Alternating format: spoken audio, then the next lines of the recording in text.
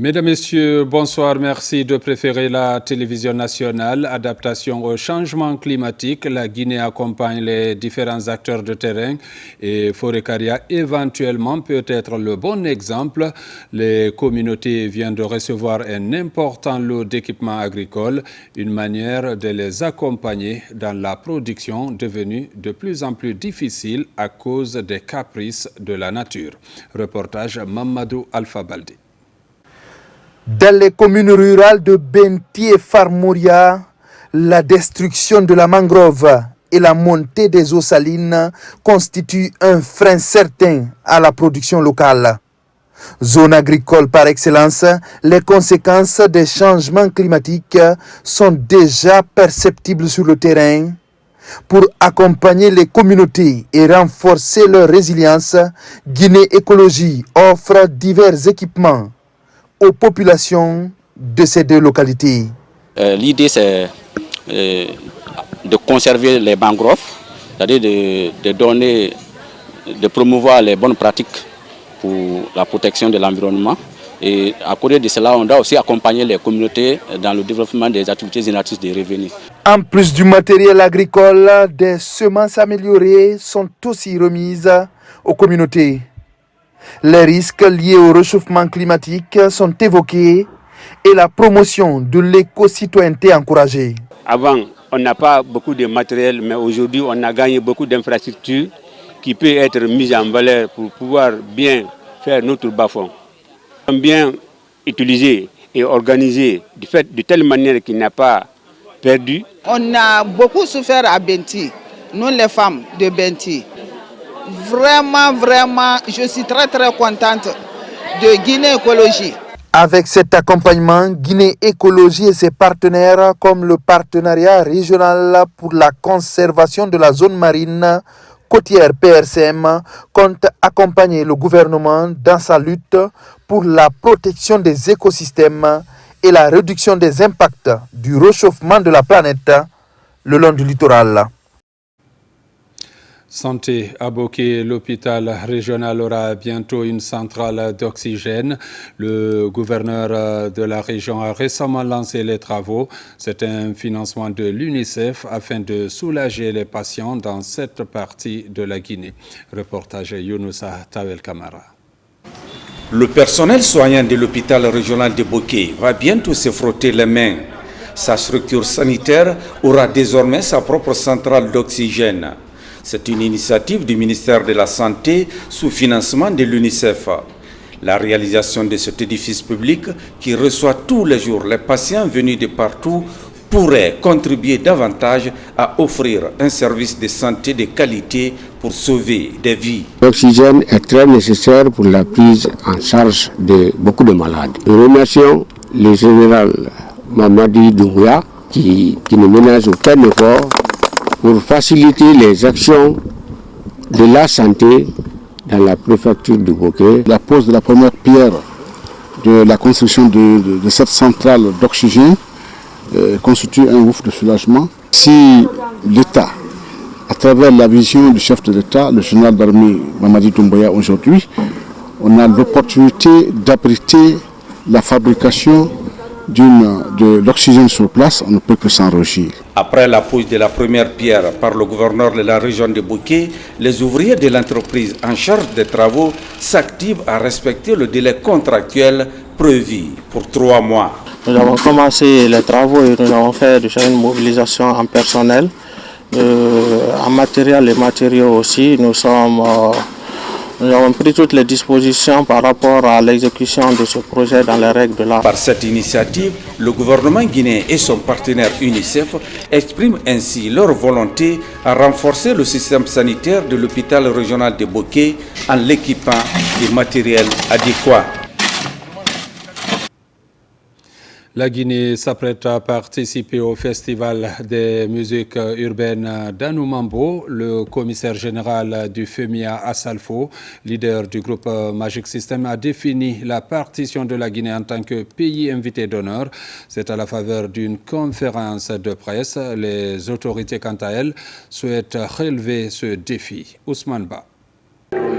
C'est la cérémonie officielle pour annoncer aux Guinéens la marque d'honneur portée au pays à la 17e édition du Festival des musiques urbaines d'Anoumambo. Le commissaire général du FEMUA, Assalfo, leader du groupe Magic System, déroule les grandes lignes relatives aux tâches qui reviennent à la Guinée à ce rendez-vous festif prévu du 15 au 20 avril prochain à Abidjan. Les artisans guinéens vont venir exposer leur savoir-faire. À côté de ça, il y a une journée qui est dédiée à la Guinée. Sous ce pavillon, les autorités guinéennes et les autorités ivoiriennes vont se croiser, vont échanger. Le ministre aura son bureau en permanence pour recevoir la diaspora, pour échanger avec les autorités locales et tout ça. Donc, toute cette journée est dédiée à la Guinée. Ça, généralement, c'est la journée du jeudi. Parce que vous allez arriver lundi ou dimanche.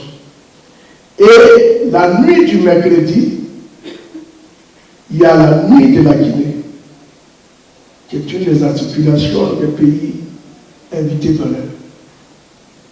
Ça sera à l'Institut français, où vous allez prester, en tout cas, tous les artistes guinéens qui vont venir, parce que vous aurez entre 2 et 3 heures, et c'est tous les mannequins, les artistes, les conteurs, les humoristes.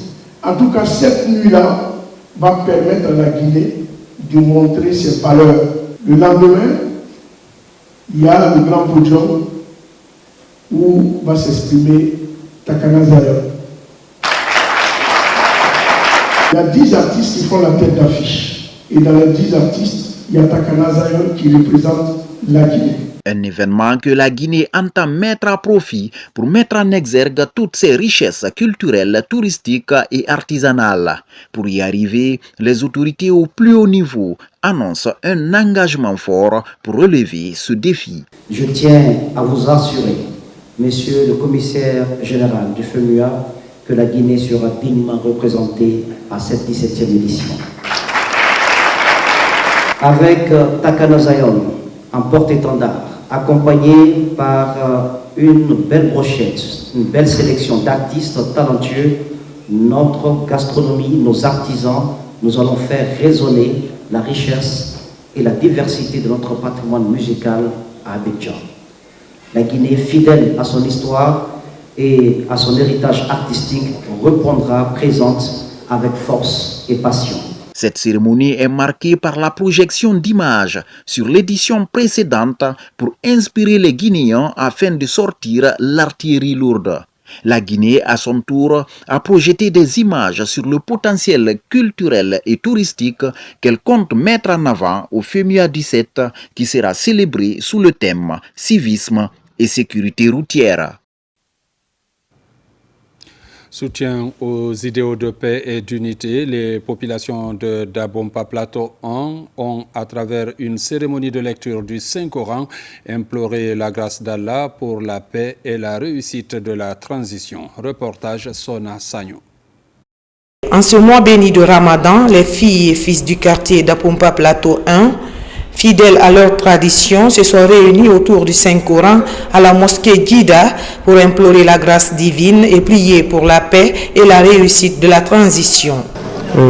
L'objectif de cette activité, c'est de prier, demander Dieu pendant ce mois de Ramadan et implorer son pardon, d'abord pour l'unité, la concorde et la paix dans le quartier d'Abompa, mais aussi c'est de prier pour la réussite de la transition conduite par le général d'armée Mamadi Doumbouya, puisque la refondation est en cours depuis le 5 septembre. Vous le voyez à travers toutes les actions qui sont initiées, tant sur le plan infrastructurel, sur le plan social, mais aussi sur le plan politique. Ça a été l'occasion pour nous de communier avec nos sœurs et nos frères en islam. Et c'était également l'occasion de faire des bénédictions et des prières au président de la République, le général d'armée Mamadi Doumbouya, pour tout ce qu'il est en train de faire pour la Guinée et les Guinéens. Empreint d'invocation et de communion, l'événement a connu une forte mobilisation. Merci à la population de Dabompa pour cette belle initiative, Parce que vous n'êtes pas sans savoir que la lecture du Saint-Coran ou prier pour le pays, c'est d'avoir la foi. Donc Dapompa a eu cette foi. Et ce n'est pas une première. Je fais un appel à tous les Guinéens de se donner les mains, car sans la paix, sans la quiétude sociale, rien n'est possible. Cette initiative spirituelle revêt une importance capitale pour les fidèles et les autorités, tous réunis dans un élan de foi et de solidarité. Mesdames, Messieurs, c'est la fin de cette édition. Merci de l'avoir suivi et bonne suite de programmes sur la télévision nationale.